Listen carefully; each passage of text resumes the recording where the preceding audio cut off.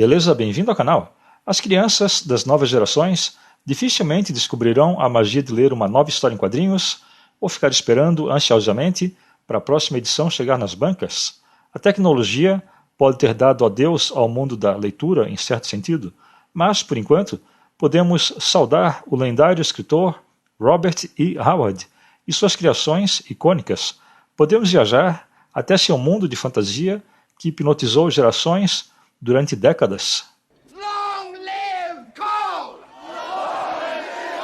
Hoje vamos levantar a cortina e conhecer a inspiração para sua criação mais icônica, Conan, o Bárbaro, que não é outro senão Cal, o Conquistador. A primeira história do Cal apareceu nas prateleiras em agosto de 1929, intitulada The Shadow Kingdom, O Reino das Sombras, publicada na revista Weird Tales, seguida do conto The Mirrors of Tuzun Tun. Uma outra história com Cal foi publicada em novembro de 1930, chamada Kings of the Night, Reis da Noite. Mas Cal não foi o principal protagonista aqui. Nesse caso, foi Bran McMorn, um outro personagem heróico. O interessante é que outro conto de Cal, e que foi rejeitado pelos editores da revista, chamado By the Axe I Rule, pelo machado eu reino, foi reescrita e renomeada como The Phoenix on the Sword, a Fênix na Espada, apresentando o maior sucesso do escritor, o Conan. Essa história foi lançada em dezembro de 1932 na revista Weird Tales. A história apresenta semelhanças quanto ao roteiro, embora traga diferenças quanto ao lugar e quanto à época. O período que Cal pertenceu foi a Era Turaniana, que terminou quando um grande cataclismo abriu caminho para a Era Iboriana, e nessa época que as histórias do Conan tomam forma. Ambos são bárbaros e ambos se tornam regentes de poderosas nações, mas Conan foi rei da Aquilônia e Cal foi rei da Valúcia. Apesar de suas semelhanças, Howard os caracterizou de maneira diferente, mas a maior ligação entre eles é que sem Cal, da Atlântida, jamais existiria Conan, da Ciméria.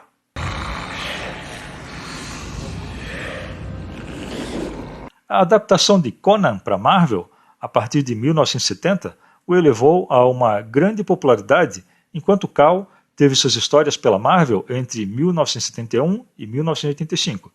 Os desenhistas envolvidos em sua criação foram Mary Severin e seu irmão John. Em 2006, seus direitos de publicação foram adquiridos pela editora Dark Horse, que publicou 3 minisséries.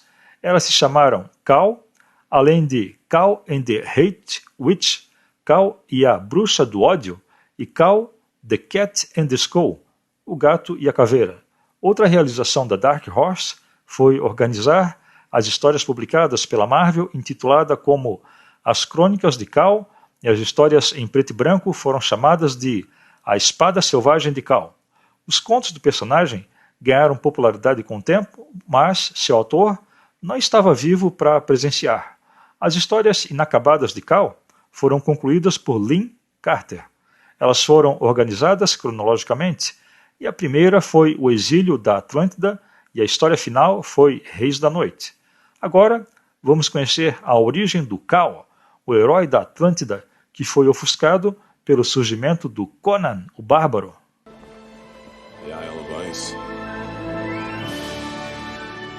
Cal nasceu no Vale do Tigre, na nação insular da Atlântida.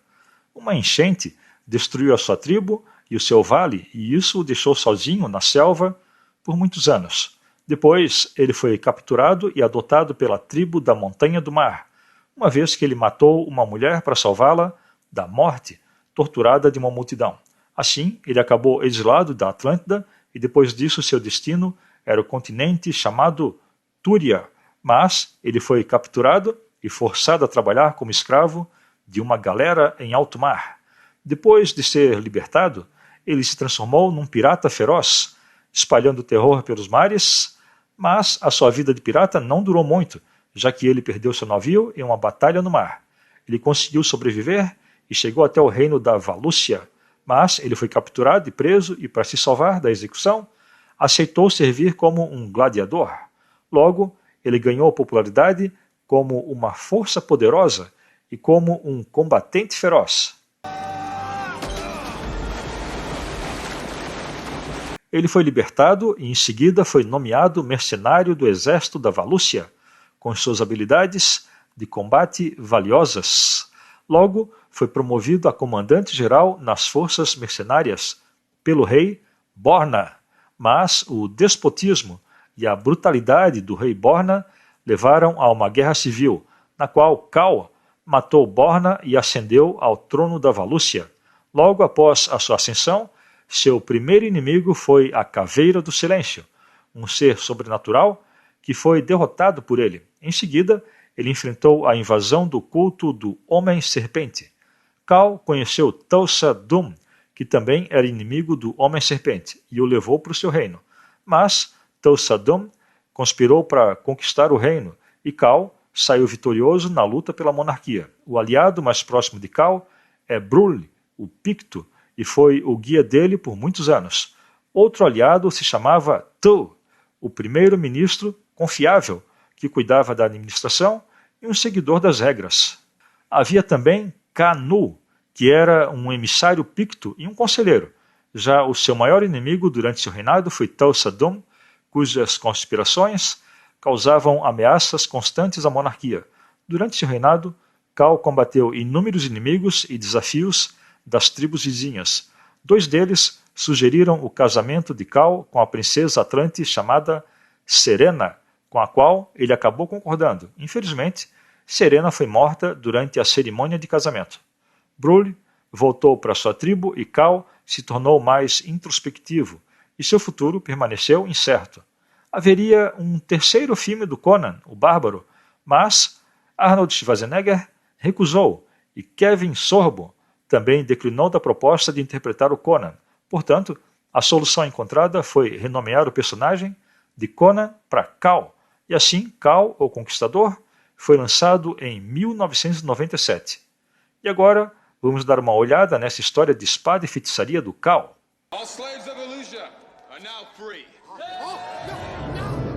No reino da Valúcia, Cal está ansioso em conseguir o seu lugar na prestigiada Legião de Dragões, mas o general Taligaro o avisa que um bárbaro da Atlântida, como ele, não teria lugar na legião, já que era composta apenas por homens de sangue nobre.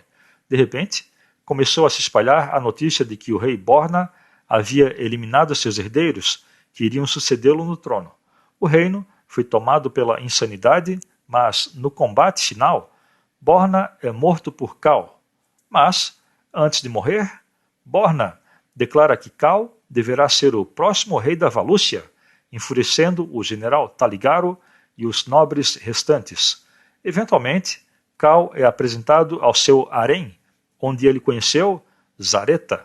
Cal já a conhecia, pois já tinha visto ela como uma vidente que havia previsto corretamente a sua monarquia. Ele a convocou por seus aposentos e ela disse que apenas um beijo iria selar o destino do reino. Ele queria intimidá-la primeiro, mas desistiu da ideia. Taligaro e seu primo criaram uma conspiração que pretendia assassinar Cal secretamente em sua coroação, mas eles falharam.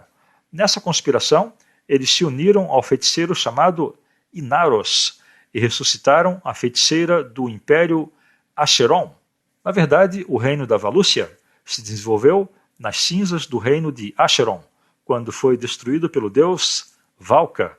Taligaro e seus homens ajudaram Akivasha a reconstruir seu império e ela, com seu feitiço, fez com que Cal a tornasse a sua rainha.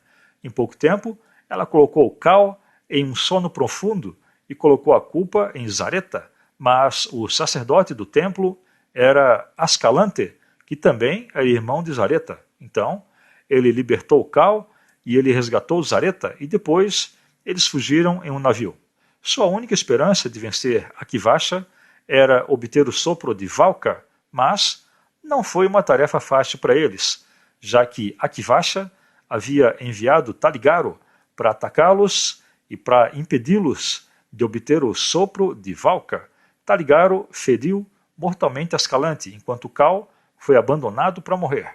Mas o malvado vilão Taligaro tinha intenções diferentes. Ele queria matar Akivasha e ascender ao trono da Valúcia. Por sua vez, Akivasha se transformou em um monstro no dia do eclipse, enquanto Taligaro ficava impotente diante do que via. Kal voltou à Valúcia e feriu Taligaro enquanto enfrentava Akivasha. Zareta beijou Kal e passou o sopro de Valka para ele, que por sua vez beijou a forma monstruosa de Akivasha, passando o sopro para ela e assim a matando. Taligaro fez Zareta como refém para se proteger de um furioso Kal, mas Kal conseguiu assassiná-lo no combate final. Assim, ele recuperou seu trono e fez Zareta a sua rainha e depois destruiu todas as tábuas contendo todas as leis da Valúcia. Ele aboliu a escravidão e iniciou seu reinado como um governante justo e capaz. By this axe, I rule. Long live the king! É um pouco desapontador que esse conto de espada e feitiçaria tenha arrecadado apenas 6,1 milhões de dólares no mercado americano. O filme, para sua época, foi bem executado em todos os seus aspectos. O ator estreante em cinema, Kevin Sorbo, um rosto conhecido por interpretar o Hércules numa série de TV, retratou seu personagem muito bem. O elenco de apoio como Tia Herrera, como Akivasha, e Thomas Ian Griffith, como o General Taligaro, e Karina Lombardo, como Zareta, também se saíram bem em seus papéis. O filme foi rodado em diferentes locações, como a Eslováquia e a Croácia, para a clássica e antiga aparência necessária. Considerando a época do filme, serve para entreter e é divertido, com terror, ação, drama e comédia. É hora dessas antigas histórias de fantasia ganharem o devido destaque que elas merecem. Mas por que Kal da Atlântida não é muito conhecido? Muitas teorias são desenvolvidas entre Kal e Conan. Seria Conan descendente de Kal? Ou eles têm uma ligação de qualquer outra maneira? De acordo com a cronologia, Kal pertence à era chamada Turaniana. Seu autor, Robert E. Howard, descreveu que os atlantianos escaparam para Túria quando sua ilha de Atlântida começou a afundar. Esse evento foi definido por Howard como o cataclismo. Mas o constante conflito entre os atlantianos e os pictos transformou os atlantianos em bárbaros nos 500 anos seguintes. Surgiu um outro cataclismo menor, que alterou a forma do continente novamente, e mais 2000 anos se seguiram. Supõe-se que depois disso é que iniciou a Era Iboriana. Howard nunca mencionou que Conan é um descendente de Kal, mas ele afirmava que os Cimérios, o povo do Conan, eram descendentes distantes do povo da Atlântida, que se refugiou em Túria após o cataclismo. Então, há uma chance de que Conan possa estar associado a Kal de maneira distante, já que ele ascendeu ao trono de uma das mais poderosas nações da Era Turaniana. Mas por que Kal não é tão popular quanto Conan? Acho que os personagens são definidos pelo sucesso e não pelas suas habilidades. O próprio Howard parou de escrever histórias do Kal após o sucesso do Conan. Além disso, a revista Weird Tales concordou em publicar só 2 histórias do Kal. Howard também não estava motivado a escrever mais histórias do Atlantiano. Se Kal fosse tão popular quanto Conan, talvez o Bárbaro da Ciméria nem tivesse sido criado, mas o sucesso do Conan é que fez os seguidores de Howard olharem para os seus trabalhos prévios e assim trouxeram Kal de volta aos holofotes.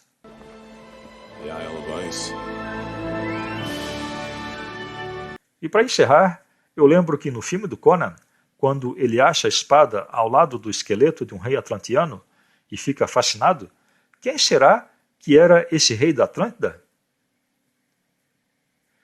Então era isso. O que acha do rei Kal? Deixa aí nos comentários. Valeu, até o próximo vídeo.